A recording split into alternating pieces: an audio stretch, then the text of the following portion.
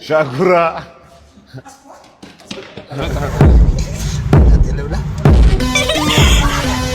ዳንዬ ቶሎ በይ ቀስ እንደዚህ अजीब जानवर है कितना भी खाए फूका ही रहता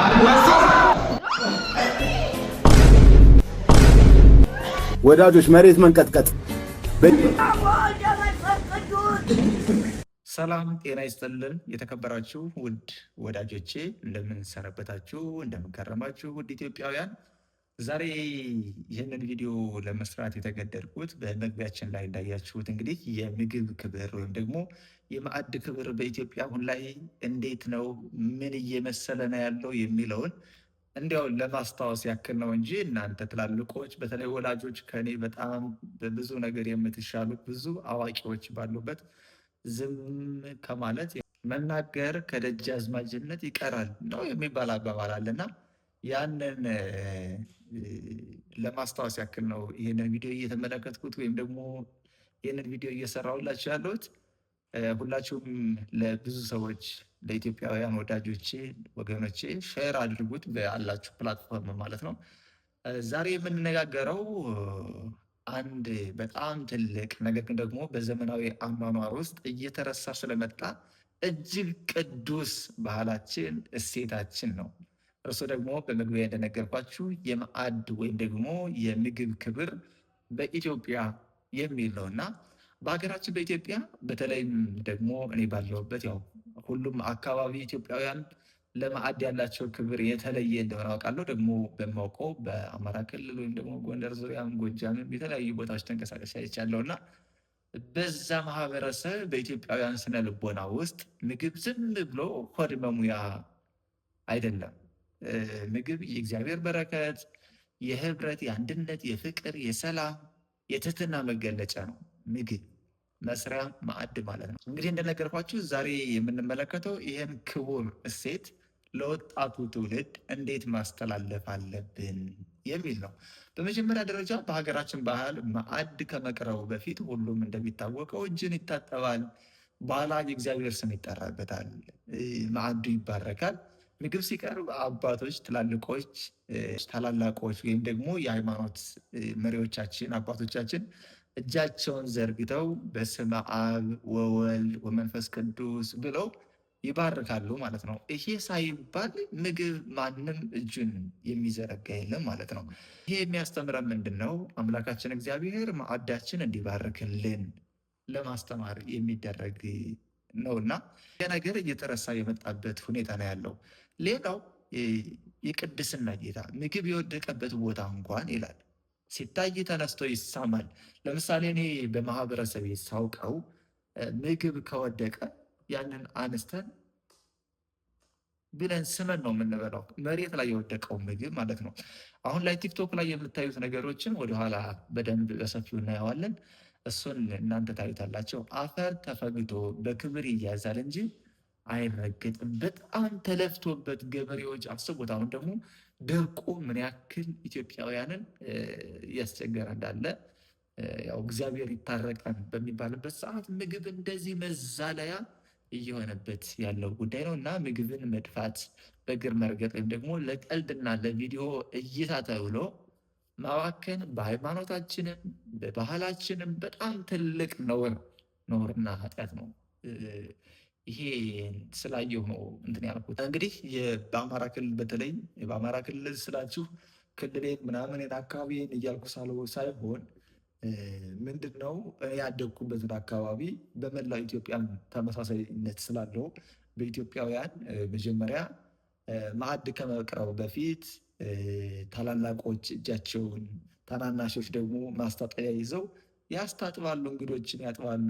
ታዲያ ይህንን ምንን ያመለክታል ካላችሁ ታናናሾች ታላላቆችን ማክበር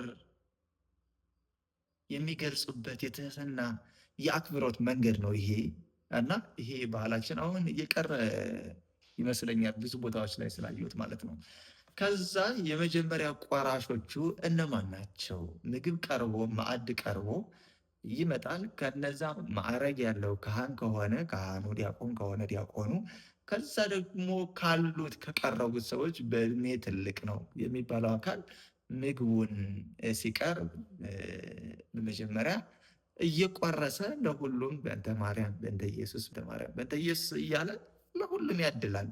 ይሄ የኢትዮጵያውያን ባህላችን ነው። በተለይ ደግሞ የኦርቶዶክስ አማኞች ክፍል ማለት ነው። ቲክቶክ ላይ አብዛኛው የምታዩት ይሄን ቻሌንጅ ተቀላቅሎ እየሰራ ያለው ኦርቶዶክሳዊ ባለማተው በጣም በሚያሳፍር መልኩ ማለት ነው።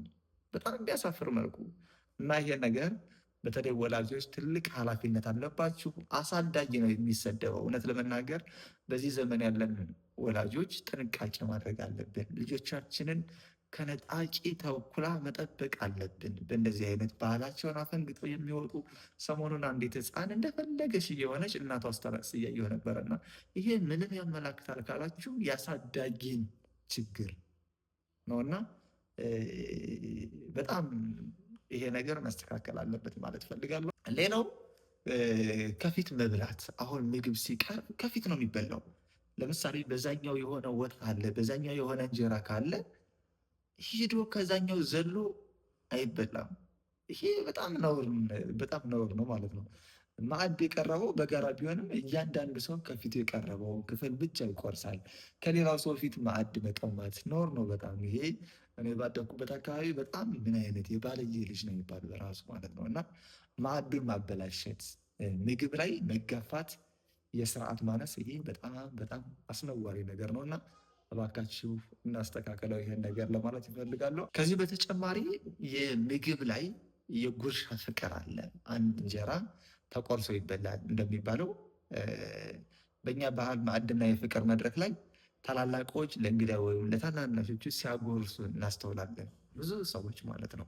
ምግብ ጉርሻ በጣም የሆነ ጊዜ አስታውሳለሁ እና አንድ ትልቅ ካህን ናቸው ጉርሻ ሊያጎርሱኝ እንደዚህ አድርገው ሊሰጡኝ ሲሉ እኔ ነውር መስሎኝ ነው፣ ክፋት መስሎኝ ነው እና አላውቅም። በሰዓቱ ልጅ ነበርኩና አረግ አልቀበልም ብዬ ሄድኩ።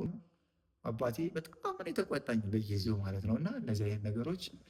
ሌላው ማየት የፈለግኩት ምንድን ነው፣ አንድ እንጀራ ተቆርሶ ይበላል ይባላል እና በእኛ ባህል ወይም ደግሞ ማዕድ የፍቅር መድረክ የሚባል ነገር አለ። ታላላቆች ለእንግዳ ወይም ለታናናሽ ሲያጎርሱ የተቀበለው ደግሞ ወይም ደግሞ የሚጎርሰው አካል እግዚአብሔር ይባርክልኝ፣ እግዚአብሔር ማዕዱን ይባርክ ብሎ በአክብሮት ይቀበላል እና ጉርሻን ማደናቀፍ ወይም ደግሞ እምቢ ማለት ፍቅርን እንደ መግፋት ይቆጠራል ይላል። ይሄ ታሪካችን፣ ባህላችን ነው። በታላላቆች ያገኙትን ጽፌ ነው የማቀርብላችሁና ምግብ በአፍ ይዞ አለመናገር። ምግብ አሁን እነዚህን ተመልከቷቸው። አሁን እነዚህ ቪዲዮ ላይ እንደዚህ አድርጎ ሞልቶ በጣም ነውር ነው። እግዚአብሔር ምንድን ነው የምታስተምሩት እናንተ? ቲክቶክ የሚባለው ነገር ለኢትዮጵያውያን አይጠቅምም የምንለው እኮ በምክንያት ነው። ስንት ደጋግ ስራዎች የሚሰሩ ወጣቶች አሉ። እነዚህ ደግሞ ዝም ብለው ከውጭ አዩትን ቻሌንጅ ለማድረግ ስንት ትምህርት እኮ አለ። የትምህርት ቻሌንጅ አታመጡም እንዴ? የጥያቄ ቻሌንጅ አታመጡም? ይህ በጣም በኢትዮጵያውያን ነገር ነውር ነው። ታላላቆች ሊቃውንተ ቤተክርስቲያን አባቶች ነው የሚያዩት። የማን ልጅ ነው ይሄ ተብሎ የባለየ ልጅ መባል በጣም ነውር ነው። እግዚአብሔር ምስክሬ ነው። እና ይህንን ነገር አስተካክሎሽ ምግብ ሲበላ በአፍ ይዞ አለመናገር፣ ድምፅ ሳያሰሙ በጨዋነት መመገብ። አንዳንዱ ሰው እንደ ውሻ የሚል ሰው አለ። አንዳንዱ ደግሞ በሁለት ጉንጩ እንደዚህ አድርጎ የሚበላ ሰው አለ። ይሄ በጣም ነውር ነው። በእውነት በጣም ነውር ነው እና ሁሉ ሰው በልቶ ሳይጨርስ ብድግ ብሎ አይነሳም። ሁሉም በአንድ ብሎ መስሪያ ይነሳ ተብሎ እንደዚህ ከፍ ከተደረገ በኋላ ነው ምግብ የሚነሳው። ወይም ደግሞ መስሪያ ብጠግብም ቢሆን ብድግ ብሎ አይኬድም፣ አይሮጥም። ሲሆን እግዚአብሔር ያደለው ስብሐት ብሎ እግዚአብሔርን አመስግኖ ነው የምናውቀውና ባካችሁ ወጣቶች ቢያንስ እንኳን በሰንበት ትምህርት ቤት ተማሩ፣ እለፉ፣ እደጉ። ወላጆቻችሁን አታሳድጉ እንዴ! በጣም ነውር ነው። በእውነት በጣም ነውር ነው። ዛሬ በማህበራዊ ሚዲያ ቲክቶክ በጣም ብዙ አጸያፊ ነገሮች እያየን ነው። እንግዳ ነገሮች፣ ባህላችን የሚጻረሩ፣ ሃይማኖታችን የሚጻረሩ፣ የኢትዮጵያውያንን ክብር ኩራት የሚጻረሩ ነገሮች እያየን ነው። ለቪዲዮ እይታ፣ ለፕራንክ ብሎ ምግብ በሰው ላይ መድፋት፣ ምግብ ገበታ ላይ መጋፋት፣ መደባደር፣ በምግብ ላይ መጫወት በጣም አስጸያፊ ጉዳይ።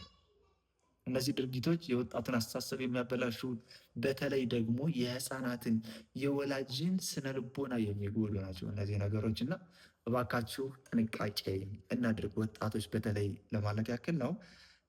ምግብ አጥተው የሚቸገሩ በርካታ ወገኖች ባሉባት ሀገር ላይ የቀረበልንን ማዕድ ማቃነስ ማካፈል ሲገባን ለቀልድ ማዋል ትልቅ የሞራል ውድቀት ነው።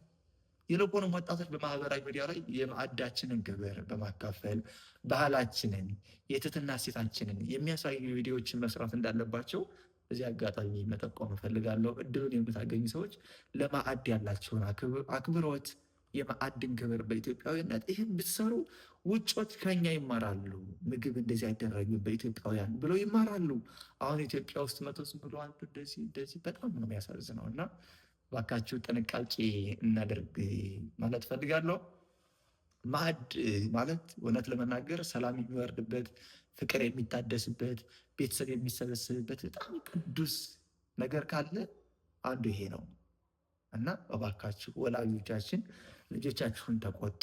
ቪዲዮ ስታዩ ዝም ብላችሁ የኔ ልጅ ስንታየለት ምናምን ሳይሆን ማስታወቂያ መስራቱን ሳይሆን ለማዕድ ያለውን አክብሮት፣ ለኢትዮጵያውያነት ያለውን እሴቱን ባህሉን መጠበቁን አረጋግጡ። እንደነዚህ አይነቶችን ያለማወቅ ብዬ እንዳልል በአባቶቻቸው አይተውታል። አባቶቻችን ኩራዝ እያበሩ ጧፍ እያበሩ ምግብ እስከሚያልቅ ድረስ ያለፉበትን እኛ ደግሞ ወጣቶች እባካችሁ ለማለት ፈልጋለሁ። በመጨረሻ ማለት የምፈልገው ምንድን ነው? ለወላጆች ልጆቻችሁን አስተምሩ፣ ምከሩ። ወላጅ አልባ አሳዳጊ የሌላቸው አሳዳጊ የበደላቸው እንዳይባሉ የኢትዮጵያዊ እሴት ባህላችሁን ለሁሉም አስተምሩ ማለት ፈልጋለሁ። ወጣቶች ደግሞ የትም ብንማር የትም ብንደርስ ኢትዮጵያዊ እሴታችን አንጣል፣ ታላላቆቻችንን እናክብር፣ ማዕዳችንን እንባርክ። በልተን ስንጨርስ እግዚአብሔር ይስጥልኝ ማዕዱን ይባርከው ብለን እናመስግን ማለት ፈልጋለሁ። ልጆቻችን ገበታ ላይ ሲቀመጡ የቆሙበትን ባህል ስነ ምግባር እያሳየን እናሳድጋቸው። ኢትዮጵያዊነታችን በባህላችን በእሴታችን ያሸበረቀ ነው ሲባል እንደዚሁ ዝም አይደለም። ማዕዳችንን በበረከት ይሙላ፣ ሀገራችንን ይባርክልን እየተባለ ነው የሚኖረው እና ይህንን ነገር እባካችሁ በተለይ ወላጆች ልጆቻችሁን እንደዚህ አይነት ነገር ላይ እናስተምራቸው፣ እንምከራቸው። የምትሰደቡት እናንተ ናችሁ። ምን አይነት አሳዳጊ የበደላቸው ልጆች ናቸው፣ ምን አይነት ወላጅ ነው ያላቸው ከመባል እግዚአብሔር ይጠብቃችሁ ወላጆች። እኔ እናንተ መምከር ሳይሆን ምናልባት ሶሻል ሚዲያ ላይ ካየሁት አንጻር ለመናገር የፈለግኩት ነው። ቻናሉን ሰብስክራይብ እና ላይክ አድርጉት። ካበረታታችሁን እንደዚህ አይነት ነገሮችን ይዘን እንቀርባለን። ለወጣቱ ትልቅ ነገር ነው። በተለይ ይህን ለሚያዩ ሰዎች ለማዕድ ያላቸው አክብሮት ከዚህ በኋላ ይጨምራል ብዬ ተስፋ አደርጋለሁ። ስለተከታተላችሁኝ ከልብ አመሰግናለሁ። መልካም ጊዜ ይሁንላችሁ። ሰብስክራይብ እና ላይክ በማድረግ ሼር በማድረግ ቴሌግራም ላይ ለምታውቋቸው ወዳጆቻችሁ በሙሉ ሼር አድርጉት። ፌስቡክ ላይ ቲክቶክ ላይ እየቆረጣችሁ ሁሉም ሼር አድርጉ ለማለት ትፈልጋለሁ። በዚህ አጋጣሚ በጉጉት ስንጠብቀው የነበረው መላው ኢትዮጵያውያን ከህፃናት እስከ ትላልቅ አባቶቻችን በጉጉት የምንጠብቀው የጾመ ፍልሰታ ወቅት ደረሰ። እንኳን አደረሳችሁ ማለት ፈልጋለሁ። መልካም ጊዜ ይሁንላችሁ።